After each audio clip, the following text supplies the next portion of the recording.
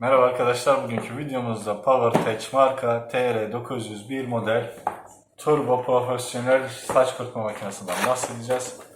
Hemen kutu içerisinde neler var onlara bakalım. Bir adet hava üfleme borusu, bir adet saç kurutma makinesi ve garanti belgesiyle kullanım kılavuzu çıkmaktadır cihazın içinden. PowerTech markası bildiğiniz üzere kuaförlerin en çok tercih ettiği markalar arasında yer almaktadır. Gayet başarılı ve güzel bir tasarıma sahiptir. İki tane kumandası vardır. Kırmızı görmüş olduğunuz gibi sıcak ayarıdır. İki tane sıcak ayarı vardır. Siyah da fan ayarıdır. Yani üfleme gücünü, turbo motoru çalıştıran fan ayarını siyah tuşla yönetiyorsunuz. Aynı şekilde şöyle de bir tane hava üfleme borumuz vardır. Havanın nasıl çıkış yapacağına, nasıl ihtiyacınız varsa ona göre şekillendirebileceğiniz bir adet boru gördüğünüz gibi.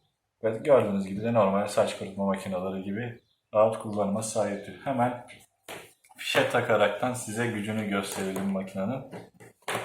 Tabi sıcaklığını videoda gösteremeyeceğiz ama en azından sesiyle videonun, hatta şöyle bir şey yapalım bir dakika. Şöyle daha rahat görebilirsiniz.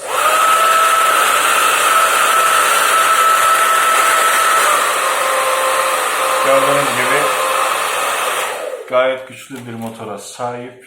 Sıcaklık ayarı da iki tanedir. Kırmızıda birinci derecede yaptığınız anda daha sıcak, ikinci dereceye geldiğinde çok sıcak bir sıcaklık üfler.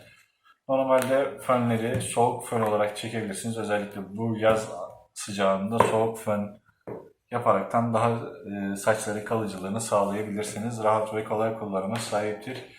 PowerTech markası tekrar da belirtmeye gerek var. Çünkü kuaförlerin en çok tercih ettiği markalar arasında fön makinesi olarak kullandığınız bu makine rahat ve kolay kullanıma sahiptir. Fişe takmanız yeterli olacaktır. Fişe taktıktan sonra siyah tuşla hava üflemesini sağlayıp kırmızı tuşla da sıcaklığını belirleyebilirsiniz.